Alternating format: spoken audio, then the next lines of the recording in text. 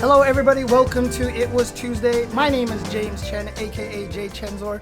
We are at the 1 year anniversary of Street Fighter 6, and we don't often talk about or celebrate 1 year anniversaries of a lot of fighting games, but for some reason this one feels like a big one, especially since SF6 is, actually putting out this whole 1 year celebration thing, and obviously, there's a lot to discuss here about, what Street Fighter 6 did right and did wrong. And I kind of want to keep this really brief. I know I'm very bad at that, but I just want to talk about like some of the good things that Street Fighter 6 did. The launch was impeccable, right? Like the launch was ridiculous. The servers worked right away. We've never had matchmaking problems really outside of a few times, which they have fixed pretty quickly. The game came out swinging out of the gate. If you guys don't remember what it was like on launch, it was such a honeymoon period.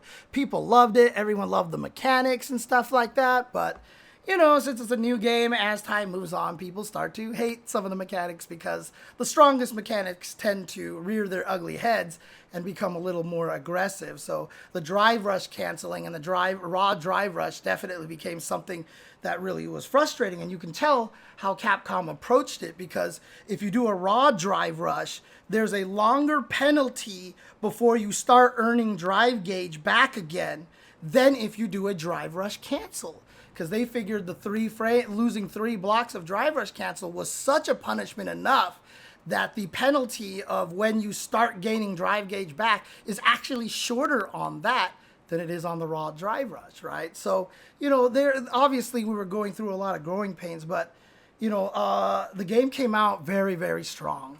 And the game came out very balanced as well, including the DLC characters, which to me is really impressive because, honestly, DLC characters are known for coming out as either being absolute shite or absolutely broken, right? I mean, look at Strive. Every character comes out and they're just not that good, except Happy Chaos, who came out like, this character is completely nuts. And now, is Slayer kind of that way? Because I've been seeing videos of Slayer just deleting people right now. So, but a lot of the other characters in Guilty Gear Strive came out very weak at the start and required a lot of patching to strengthen them after a while. They got there at some point, but it was hard.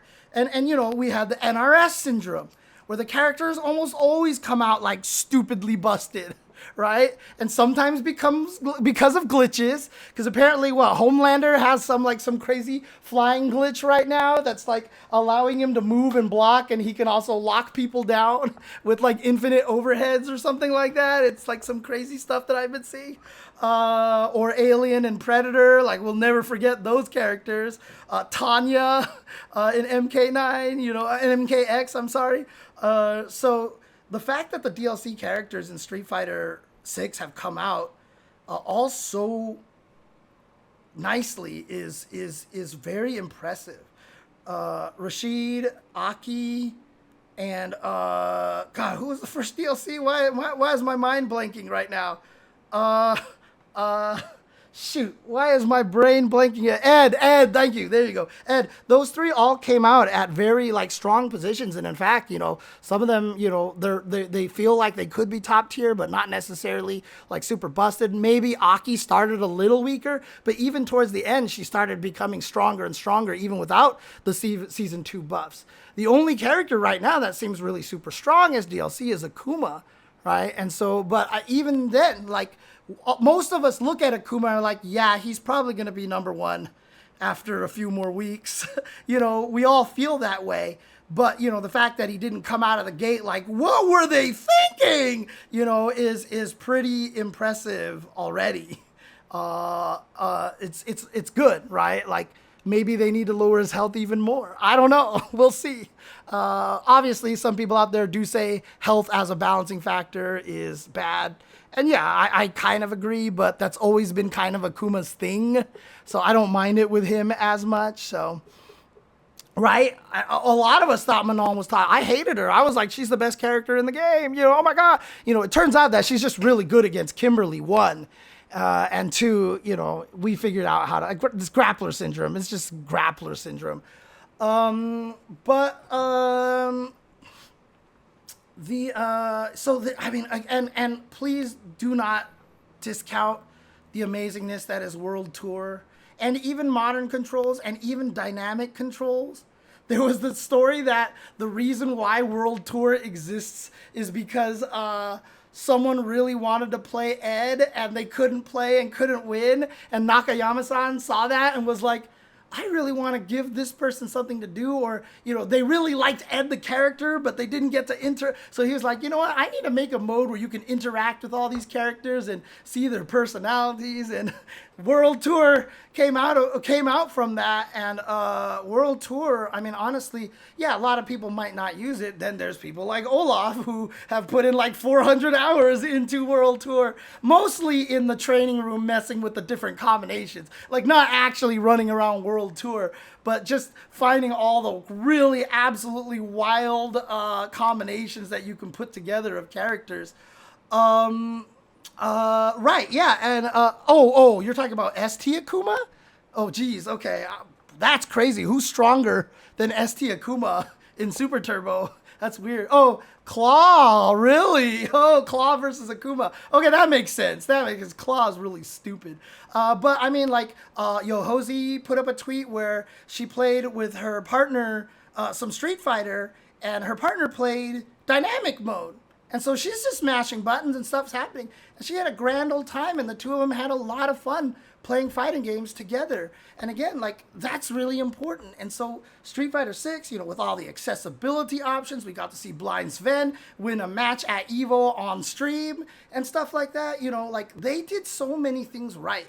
And I know a lot of us are frustrated with the game at this point. A lot of, just general people are frustrated because that's just how it goes, right? Like, that happens to everything. But we have to take a look at a lot of the things that they did right and still be happy about a lot of things that they did right, and just amazing stuff. The training mode is amazing. I can't even use training modes without frame meters anymore, I feel like the frame meter is just the best thing in the world. Could they add more stuff to the training mode? Absolutely. They could add a lot of things that would make things a lot easier to lab. But again, like, what we have right now is amazing. It's almost impossible not to be able to research situations that you run into in matches. It's so good to find the information that you need here.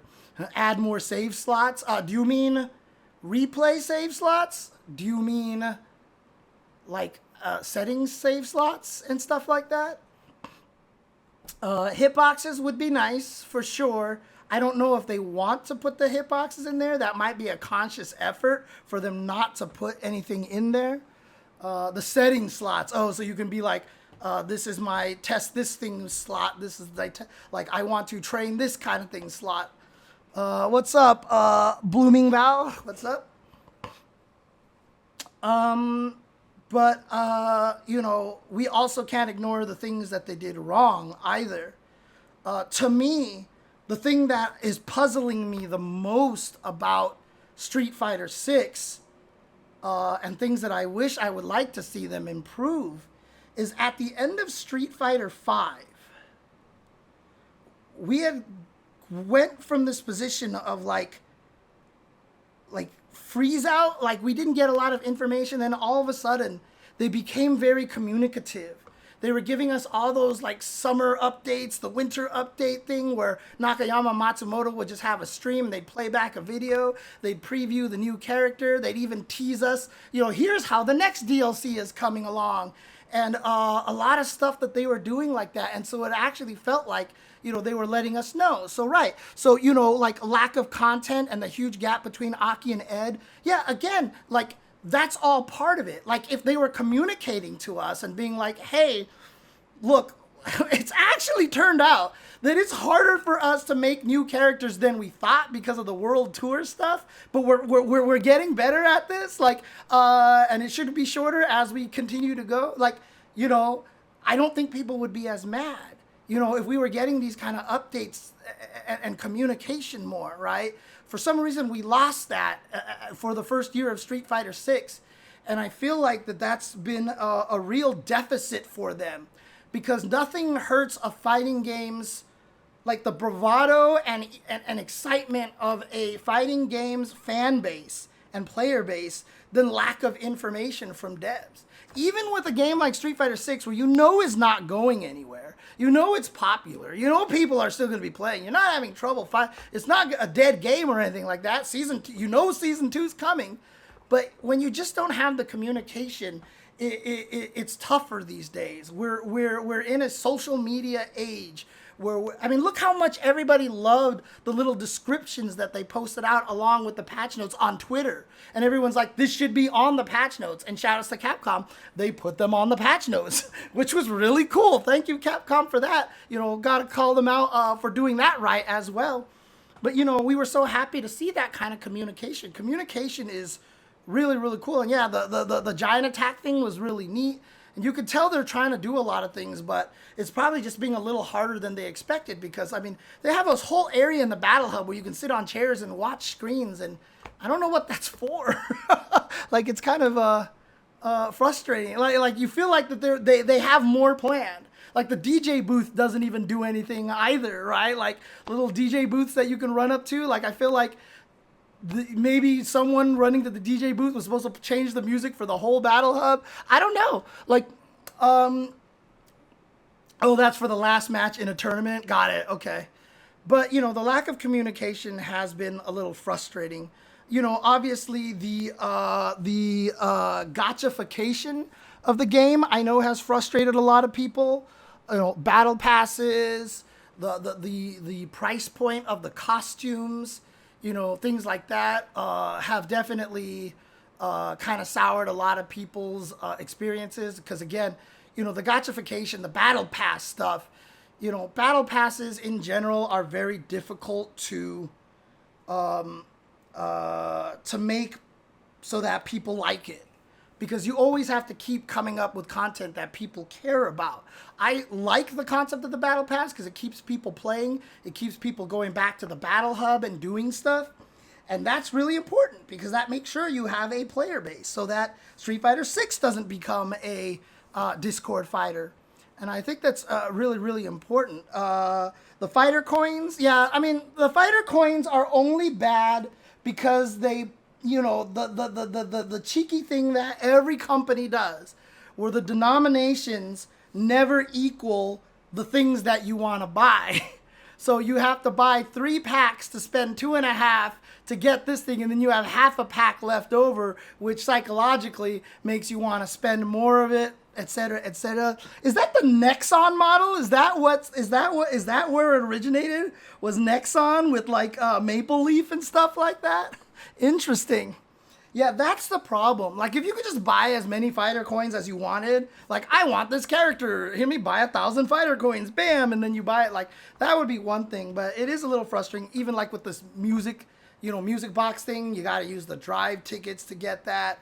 And, so there's a lot of, like, little things here. The gotchification of the game is definitely frustrating. But...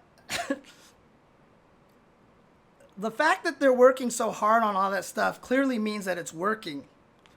I see a lot of Teenage Mutant Ninja Turtles running around Battle Hub, and those are really expensive. But I saw a lot of Teenage Mutant Ninja Turtles running around the Battle Hub, So, people are like, why don't they make more costumes? Clearly, that was making money for them. They're losing money. Maybe they're not. Maybe all this stuff that they're doing is actually profiting more. I don't know, but more costumes would be really nice to see. Again,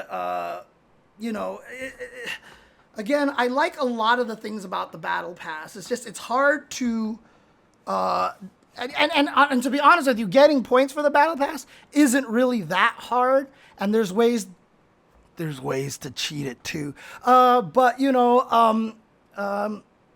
it's like you in general, it makes people play more. And I like that. I really like that. Put character colors in the Battle Pass would be interesting. Yeah, like a color pass, like a color unlock pass or something like that. But I mean, to be honest, that's kind of what they're doing by giving you drive tickets, right? So the Battle Pass gives you a bunch of drive tickets. Does the Battle Pass give you drive tickets? I think you get drive tickets from the battle pass, but there should be more ways to get drive tickets, whatever, etc., etc. Okay, so the battle pass does not give you drive tickets. Okay. Then it should give you some drive tickets, honestly. They should give you some drive tickets so that way you can unlock a color, a stage, music, whatever you want. You know, I think that would actually be kind of nice. Yeah, I mean, a lot of people are going to be frustrated with that, but again, I don't know how we were going to avoid that, to be honest with you. That's the hardest part. How are we going to avoid that part of the, whoops.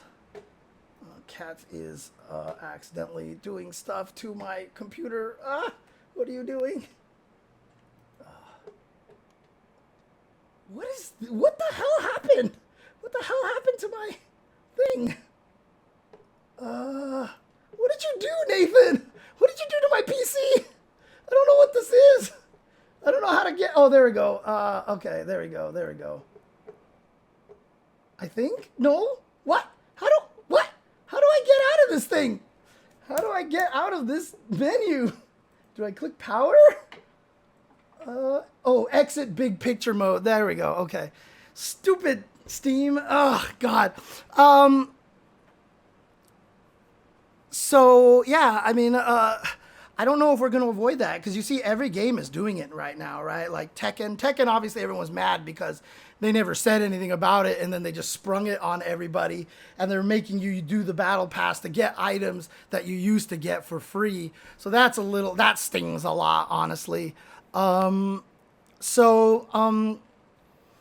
Yeah, it's a frustrating part. I mean, fighting games used to be just like a lot of people hated season passes, and now it's even going beyond that kind of thing. So, you know, but I just, again, keep in mind, one of the hardest things is that these games are still $60, right?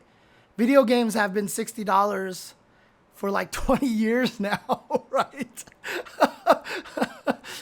Somehow the games themselves have not really gone up through inflation, and you got to imagine making these games is just super, super expensive. Yeah, we're at 70-ish now, you know, for some stuff. But, you know, so battle passes and season passes and these things, you know, you can't just keep making more content for Street Fighter 6 while not earning any money. So again, like, I get why that's frustrating. I guess I get why they also do it. So it's hard for me to really personally be angry about it. I just feel like I don't know how we can avoid it now. I really just, unless somehow there's some option in the Battle Hub that's like, donate $60 to Capcom because you love us. And just hope the whales do it for like stupid titles or something like that. But, you know, that's definitely not going to happen. So, MK1 was $70, was it? Oh, okay, okay. So we're actually at getting to $70. But honestly, games should be at like 80 or 90 if we matched inflation at this point. So, you know, but for me, it's really the communication stuff, the lack of communication that we're getting. Obviously, the lack of patches. I think everybody in the end have kind of decided that they didn't like that. And Nakayama-san even said in an interview recently that they're changing that they are going to do patches more than once now. So there's going to be several patches during this year. They didn't say how many, but he acknowledged that they are. So that's great. So we're already going to solve one of those problems there. And, you know, a lot of it really could just be Capcom trying to find their footing on how to actually make this DLC with, you know, finding out how much staff they need, you know, how much work it takes. Because, again, they're not just adding the characters. They're adding, you know, the world tour stuff. They've almost always added a new stage for every character because Ed and Akuma got new stages.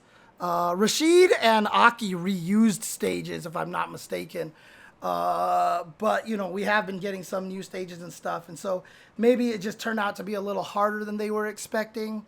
So, yeah, we'll see. What if they use the Patreon Kickstarter, like, funding for DLC?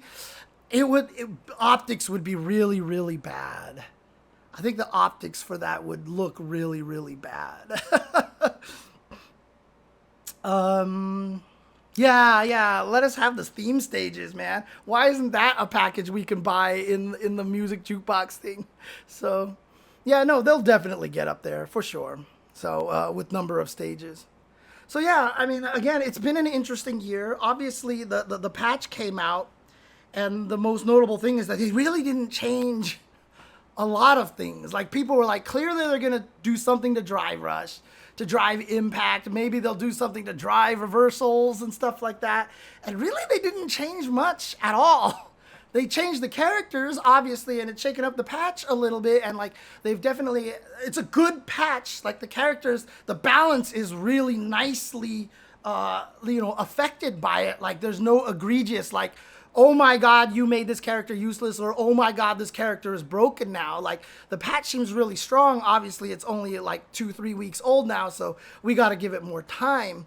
But interestingly enough, they didn't really change much else, and I was kind of expecting some bigger system changes. The hardest part is that Drive Rush is so tied integrally into the combo system of the game that any changes to the Drive Rush system really, really messes up combos if you do any sort of frame data stuff, and that's one of the tough parts right there. I mean, obviously they did nerf the drive parries a little bit, and that has seemed to have made a lot of people happy, and a lot of the high players feel, like higher level players feel happy, because random drive parry is definitely a lot weaker now. So that's definitely nice. But like I said, I'm surprised nothing changed about Drive Rush. Like, only one thing changed is that if you do parry into Drive Rush, the very first like 3 frames have a bigger hurt box or something like that for throws and hits. But then after that, it's the same as it was before. So it's very interesting that they didn't really change much on that department out there. So yeah, I mean, more patches is going to be nice, but you know, it is interesting that the game hasn't changed as much as I thought it would. Is that a good thing or a bad thing? I mean, it just depends on you. Do you like the way the game plays right now? Do you hate it?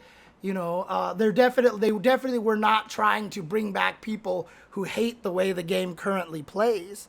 You know, if people are fed up with drive rushes and stuff, they're still gonna hate them.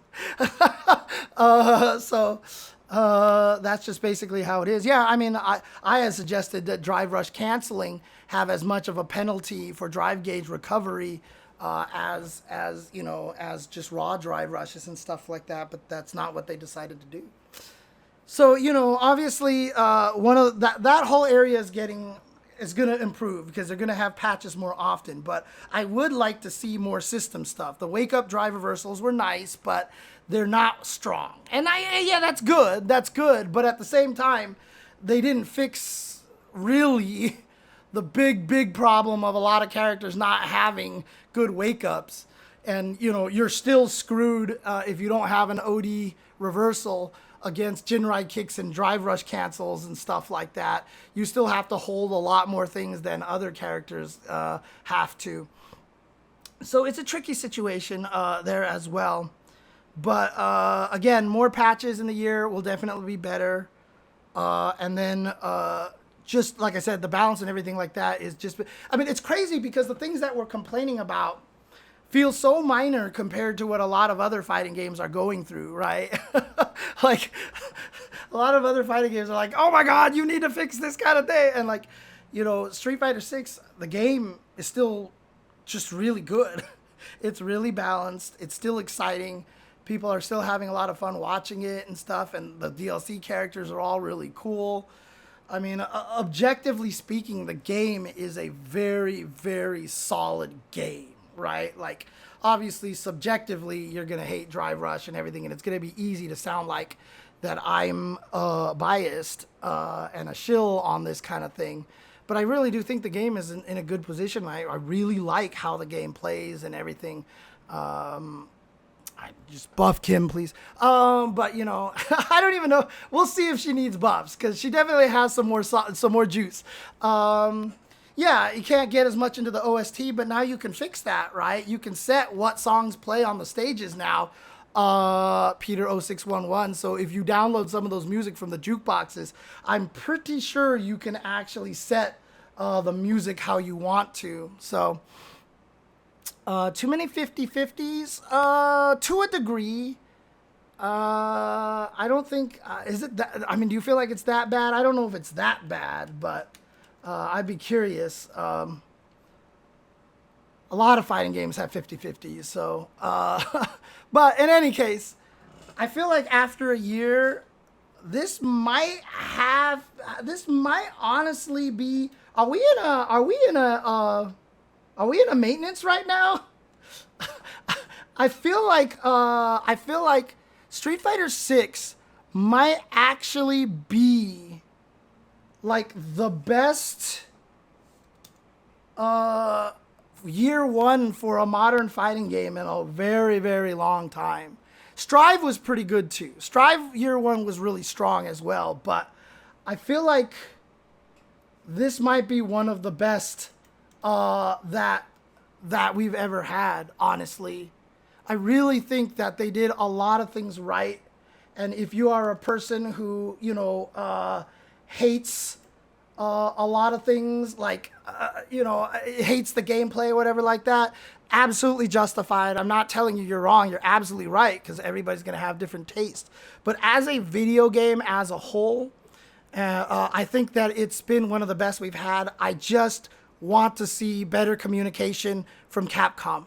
I really, really want to see better communication from Capcom. Tekken 7 is a tough one because Tekken 7 also existed in the arcade for like 4 years before Tekken 7 actually came out at home. And there was like Tekken Revolution. They were doing a lot of weird things. So it's very interesting. So just so you guys can see this here, if you go to... can I go back, please? Options, audio, character background settings. Here's Luke's stuff. You can pick which songs you want. So here's all the songs that you've downloaded here. So you can pick which songs actually show up on any stage, basically. So you can customize every stage to what you want. So if you don't like the actual Luke's theme here, you can turn off all of them and just go completely ham on this. So you can set this however you want. So it's nice. It's nice. My one personal criticism of SF6 so far is that I can't train against DLC characters unless I buy them. That's actually not necessarily true, Blooming Val. You do also collect rentals, but the rentals last like an hour. Oh, so yeah, you can't really train against them, but they give you rentals often. Like they try to give you rentals every once in a while. But yeah, it is kind of annoying, honestly. So, in general, I feel like as a product, Street Fighter 6 is really good. I just wish Capcom would improve their communication. That's kind of the main thing I wanted to talk about in the Street Fighter 6 year one anniversary. And again, people often say, I'm a shill or whatever like that, or we're not allowed to criticize or whatever. I mean, I've talked to the Capcom people and I've said I have to criticize because that's just, from the position that I'm at, like, that's just like, it's just something that I have to do because I have to be honest with myself and everything. And honestly, I really, and again, there's probably lots of reasons for it, but I miss how vocal Nakayama and Matsumoto-san were with us before with all the different cool things they used to do with those presentations and stuff. I would like to see a lot of those come back, even if they aren't like previewing stuff, just, have little short videos. They can even come out with like little 2-minute, 3-minute videos saying, hey, guys, we hear what you're saying about this kind of thing. Or just having blog posts, having more of the blog posts come out where they talk about their progress and everything like that. People are saying at Summer's Game Fest this weekend, we might actually get some Season 2 news because rumors are that Nakayama and Matsumoto are going to be at Summer Games Fest. And that little preview video that Jeff Cayley, I don't know how to pronounce his last name, showed had a clip of Akuma in there. So people are saying we're probably going to get some new Street Fighter 6 content. So we'll find out next week. But if we do, that's cool. That's cool. Yep, and of course, it still needs more characters, obviously. Game very, very new. We only had 4 DLC in the first year, but hopefully we'll get more and get more and more people, more and more characters as we continue to go. So, ask Sajam about that freedom of speech. Yeah, I mean, I have a lot to say about that one, but I'm not going to say anything about it without Sajam being here. So I'm not going to say anything about that because, yeah. But there you go. That's all it is for me here, talking about Street Fighter 6 1-year anniversary. Again, I think the balance is the best that it's ever been right now because the weak characters are definitely stronger and the strong characters are definitely weaker. I think we're in a good spot. Synchronize is, we've just been having trouble coordinating. And there's just been a lot of things going on that has just been taking up a lot of our time. So hopefully we'll get another episode soon. If there's news at Summer Games Fest, next week we'll have one for sure. Also, I won't be at Summer Games Fest or anything like that. I will actually be at the Pasadena Retro Gaming Expo.